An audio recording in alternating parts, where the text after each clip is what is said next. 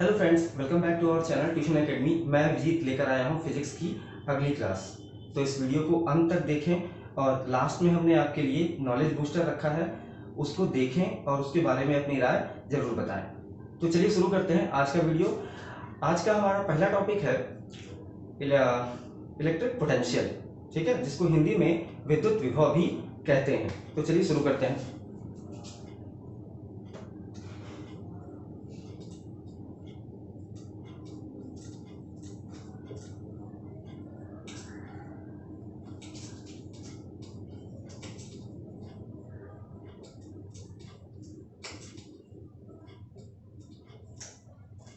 Electric potential, जिसको हिंदी में विद्युत विभव भी कहते हैं। चलिए जान लेते हैं कि ये इलेक्ट्रिक पोटेंशियल होता क्या है। इलेक्ट्रिक पोटेंशियल एक ऐसी एनर्जी होती है जिसके वजह से एक चार्ज जो होता है वो किसी भी सर्किट में पूरी तरह से मूव कर पाता है। अगर इसकी डेफिनेशन इंग्लिश में बताएं तो electric potential is energy which is responsible for moving a charge through a circuit. ठीक है, ये एक स्केलर क्वांटिटी है और इसकी यूनिट जो होती है, इसको हिंदी में मात्रक कहते हैं, वो वोल्ट होती है।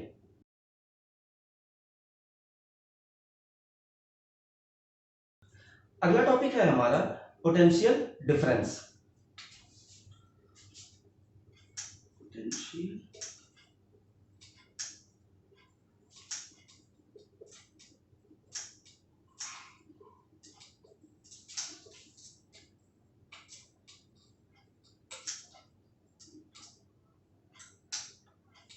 विभवांतर, ठीक है, पोटेंशियल डिफरेंस जिसको हिंदी में हम विभवांतर भी कहते हैं। अब देखिए, चलिए जान लेते हैं इसके बारे में कि पोटेंशियल डिफरेंस होता क्या है। ठीक है, पोटेंशियल और पोटेंशियल डिफरेंस दोनों में बहुत ज्यादा अंतर नहीं होता है, ये लगभग सेम ही चीजें होती हैं। जैसे अगर मान लीजिए हमारे पास कोई एक पर्टिकुलर एक पॉइंट है, इस पॉइंट को हम पॉइंट P मान लेते हैं, तो इस पॉइंट पर जो हमारा पोटेंशियल होगा उसको हम इलेक्ट्रिक पोटेंशियल बोलेंगे। ठीक है, लेकिन अगर मान लिया हमारे पास कोई दो पॉइंट है, एक पॉइंट है A और एक पॉइंट है B, तो दोनों, और ये मान लिया हमने कि दोनों पॉइंट पे जो पोटेंशियल है वो अलग अलग है। इस पे हमने मान लिया VA और इस पे मान लिया पोटेंशियल VB। इस पे हमारा पोटेंशियल V था, VA और VB। अगर हम इन दोनों का डिफरेंस निकालते हैं, मतलब अंतर, मींस VA माइनस VB, ये क्या होता है, इसी को बोलते हैं हम पोटेंशियल डिफरेंस।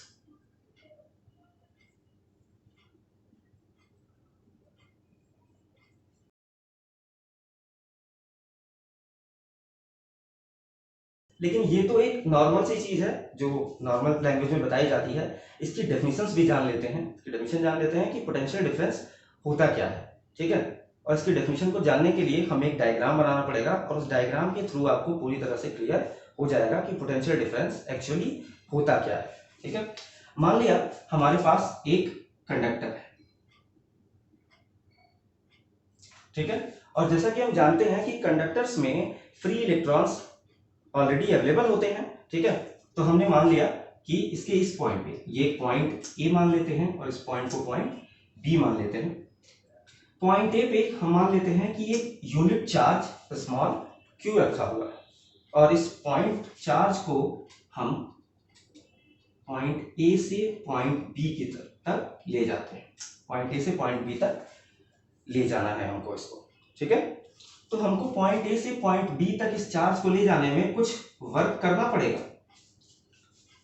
ठीक है, तो यही वर्क जो होता है वो इन दोनों पॉइंट ए और पॉइंट बी के बीच पोटेंशियल डिफरेंस के इक्वल होता है।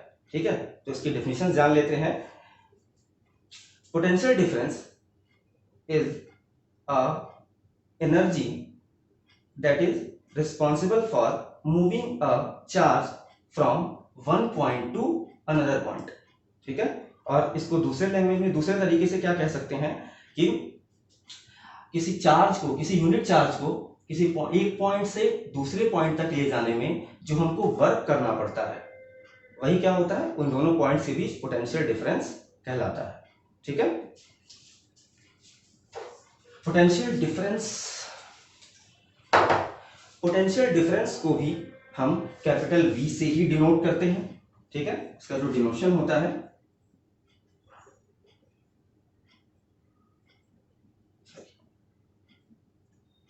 कैपिटल V से ही डिनोट करते हैं, और इसकी जो यूनिट होती है, इसकी भी यूनिट जो होती है जिसको हम हिंदी में मात्रक कहते हैं, वो वोल्ट ही होती है, ठीक है। इसकी एक और यूनिट भी होती है जूल पर कूलाम, ठीक है। इसकी एक और यूनिट होती है जूल पर कूलाम, और इसका फॉर्मूला होता है V = W/Q, जहां W क्या है, इस चार्ज को पॉइंट A से पॉइंट B तक ले जाने में जो वर्क हुआ है वो W है, और जिस चार्ज को हम पॉइंट A से पॉइंट B तक ले जा रहे हैं वो क्या है, ये Q।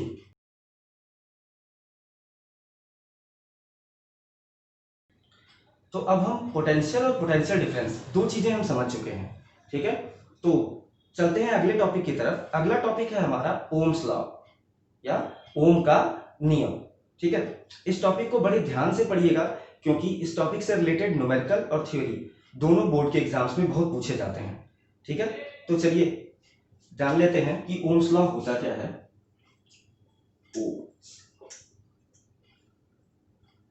ओम्स लॉ या हिंदी में इसको कहते हैं ओम का नियम। इसकी डेफिनेशन बताने से पहले मैं आपको ये बता देना चाहता हूं कि ओम्स लॉ करता क्या है, इससे हमको पता क्या चलता है। तो ओम्स लॉ जो होता है, किसी भी सर्किट में जो करंट फ्लो हो रही होती है और उसमें जो अप्लाइड वोल्टेज होता है उसके बीच में रिलेशन बताता है, ठीक है। मतलब V और I के बीच रिलेशन बताता है, ठीक है। तो इसके लिए हम एक डायग्राम बना लेते हैं तो ज्यादा अच्छे से समझ में आएगा।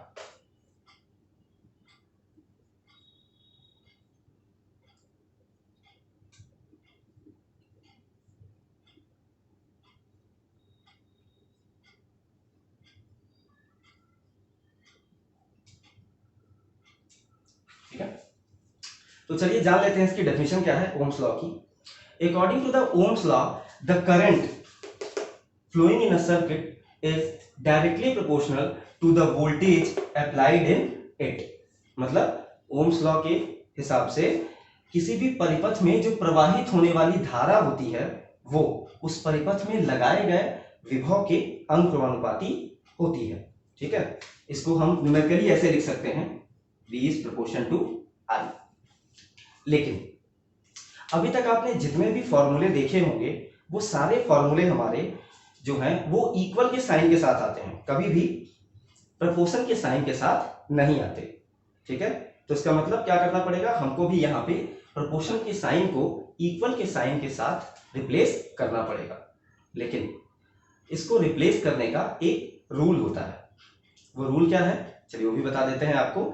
जब भी हम किसी प्रपोर्शन के साइन को इक्वल के साइन के साथ रिप्लेस करते हैं तो हमको उस इक्वेशन में एक कांस्टेंट वैल्यू ऐड करनी पड़ती है। हाँ, लेकिन एक चीज और ध्यान देने वाला है कि हर जगह पे जो कांस्टेंट ऐड होता है वो अलग अलग ऐड होता है, सब जगह पे हम सेम कांस्टेंट ऐड नहीं करते हैं। तो यहाँ पे जो हम कांस्टेंट ऐड करेंगे, चलिए उसके बारे में दिखा देते हैं आपको कि क्या होता है। जब हम यहाँ V प्रोपोर्शन की जगह हमने इक्वल लगाया और I यहाँ पहले से था और हमको कांस्टेंट ऐड करना है, तो कांस्टेंट यहाँ कौन सा ऐड करते हैं, यहाँ जो कांस्टेंट ऐड करते हैं वो होता है कैपिटल R, जिसको हम बोलते हैं रेजिस्टेंस। तो यहां से एक फॉर्मूला निकल के आता है जिसको हम ओम्स लॉ का फॉर्मूला बोलते हैं, V = IR।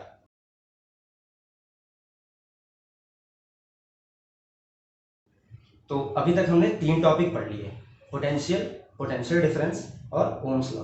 और मुझे लगता है कि ये तीनों चीजें आपको अभी तक समझ भी आ गई होंगी, ठीक है। तो हम बढ़ते हैं अब अपने अगले टॉपिक की तरफ। अभी हमने ओम्स लॉ पढ़ा, तो ओम्स लॉ में हमने एक चीज पढ़ी, एक नई चीज ढूंढी जिसका नाम था रेजिस्टेंस।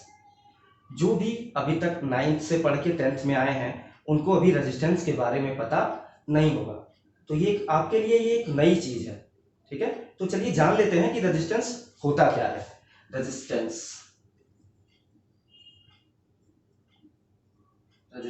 इसको हिंदी में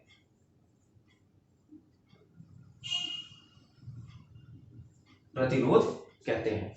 ठीक है, जो रेजिस्टेंस होता है उसको हम हिंदी में प्रतिरोध कहते हैं। तो जान लेते हैं कि रेजिस्टेंस या प्रतिरोध होता क्या है। रेजिस्टेंस किसी भी मटेरियल का या किसी भी कंडक्टर का एक ऐसा गुण होता है, एक ऐसी प्रॉपर्टी होती है जिसकी वजह से वो उस कंडक्टर में फ्लो हो रहे करंट का अपोज करती है, मतलब उस करंट का विरोध करती है। ठीक है, जैसे हम जब रोड पे चलते हैं, जैसे मान लीजिए अगर हम साइकिल चला रहे हैं तो क्या करें, अगर हम एक पैडल मार के छोड़ देते हैं तो क्या होता है, एक बार उसकी स्पीड ज्यादा होती है, उसके बाद धीरे धीरे धीरे धीरे साइकिल की स्पीड क्या होती है, कम होती चली जाती है। ऐसा क्यों होता है, क्योंकि साइकिल का जो पहिया होता है वो जब जमीन से टच करता है, पृथ्वी से टच करता है, तो दोनों के बीच में उसकी गति की विपरीत दिशा में, अपोजिट डायरेक्शन में एक फोर्स लगता है जिसको हम क्या कहते हैं, फ्रिक्शन। उसी तरह से ये रेजिस्टेंस भी होता है। ठीक है, जब हमारा करंट फ्लो करता है किसी कंडक्टर में तो ये उसका अपोज करती है और उसकी अमाउंट को कम कर देती है। ठीक है, इसको हम कैपिटल आर से डिनोट करते हैं, जो मैंने पहले ही आपको बता दिया है ओम्स लॉ में। इसकी जो यूनिट होती है, यूनिट या मात्रक जो होता है वो होता है ओम। इंग्लिश में ओम ऐसे लिखते हैं और इसका एक सिंबल होता है इस तरह से। ठीक है, मोस्टली जब क्वेश्चन आपको मिलेंगे तो कहीं पर भी आपको ये ओम लिखा कहीं कहीं मिल जाएगा, लेकिन मोस्टली जगह पे ये ओम लिखा हुआ नहीं मिलता है, मोस्टली आपको ये सिंबल ही बना हुआ मिलेगा। जैसे कहीं मिल गया कि R इज इक्वल टू 5 ओम। ठीक है, तो ये क्या होता है, ये ओम का सिंबल है। ठीक है, तो इसको भी ध्यान रखना है कि ये कहीं पे भी मिस ना हो, क्योंकि अगर ये सिंबल मिस हो गया तो फिर हमको समझ में नहीं आएगा कि ये क्या है।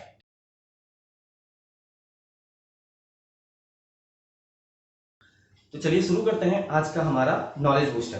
तो आज का हमारा नॉलेज बूस्टर का जो टॉपिक है वो बहुत ही नॉर्मल सा टॉपिक है, जो आपने बहुत बार देखा होगा, लेकिन इसके पीछे का साइंस मोस्टली लोगों को नहीं पता होगा। ठीक है, आज का जो हमारा नॉलेज बूस्टर का टॉपिक है वो है लाइटनिंग, जिसको कहते हैं बिजली। जो आकाश में जब बारिश वगैरह होती है तो देखते होंगे कभी कभी बहुत तेज रोशनी हो जाती है, अचानक से उजाला हो जाता है, अंधेरे टाइम में बहुत अचानक से एक उजाला सा दिखाई देने लगता है। वही जो होती है उसको हम क्या कहते हैं, बिजली, या इंग्लिश में लाइटनिंग बोलते हैं। ठीक है, तो आखिर ऐसा क्या हो जाता है कि वहां बादलों के पास अचानक से ऐसी बिजली चमकने लगती है, अचानक से ऐसा उजाला हो जाता है। ठीक है, तो आज हम इसी के बारे में जानेंगे। तो चलिए शुरू करते हैं, इसको एक डायग्राम से समझते हैं। मान लिया हमारे पास एक बादल है, ये छोटा सा मैंने एक बादल बना लिया है।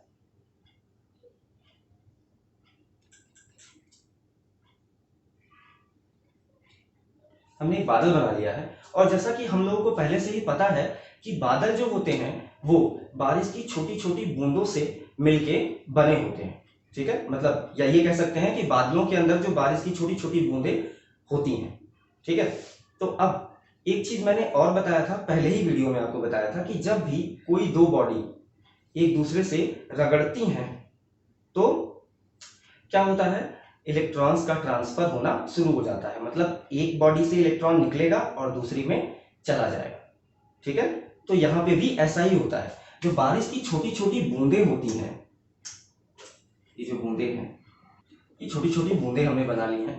ठीक है, अब होता क्या है कि जब ये बारिश की बूंदें एक दूसरे से रगड़ती हैं तो एक में से इलेक्ट्रॉन्स निकल के दूसरे वाले पे चले जाते हैं। ठीक है, तो जहां से इलेक्ट्रॉन निकलते हैं वो वाली बूंद क्या हो जाती है, हमारी पॉजिटिवली चार्ज हो जाती है।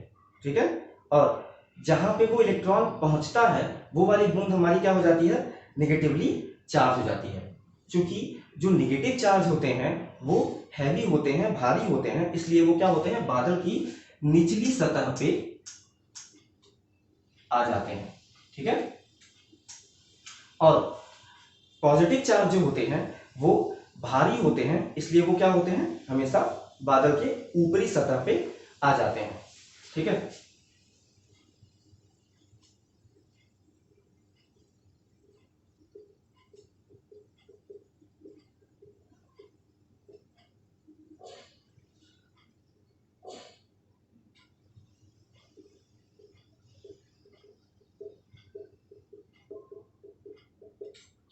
ठीक है, इस तरह से आ जाते हैं।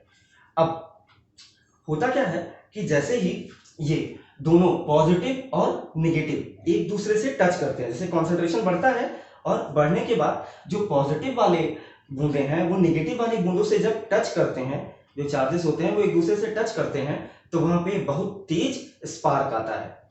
ठीक है, वही जो होती है वो बिजली होती है। इसको हम नॉर्मल तरीके से इस तरह से समझ सकते हैं कि अगर मान लीजिए कि एक वायर ने, एक तार ने, और उसको बोर्ड में हम कनेक्ट कर दें, एक साइड उसका हम बोर्ड में कनेक्ट करके बोर्ड को ऑन कर दें, स्विच को, और दूसरे वाले साइड के दोनों सिरों को आपस में टच कराएं, तो वो क्या होगा, बहुत तेजी से स्पार्क करेंगे, एक चिंगारी सी उठने लगती है। वही काम यहाँ पे भी होता है, जैसे ही पॉजिटिव और निगेटिव आपस में टच करते हैं तो क्या होता है, एक स्पार्क निकलता है जो हमको लाइटनिंग मतलब बिजली के रूप में दिखाई देता है। ठीक है, लेकिन एक चीज ध्यान रखिएगा, जो मैंने अभी आपको बताया कि एक वायर लेना है और उसको बोर्ड से कनेक्ट करना है और दूसरे साइड को टच कराना है, ये काम आपको अपने घर पे नहीं करना है। इस बात को बिल्कुल ध्यान रखना है, क्योंकि ये बहुत हार्मफुल हो सकता है, आपके साथ कोई भी दुर्घटना हो सकती है, इसलिए ये काम आपको अपने घर पे अप्लाई नहीं करना है। तो आज का हमारा वीडियो कैसा लगा? अगर वीडियो अच्छा लगा तो लाइक करें, कमेंट करें और अपने दोस्तों के साथ शेयर करें, और हमारे नॉलेज बूस्टर के बारे में अपनी राय बताना ना भूलें। Thank you.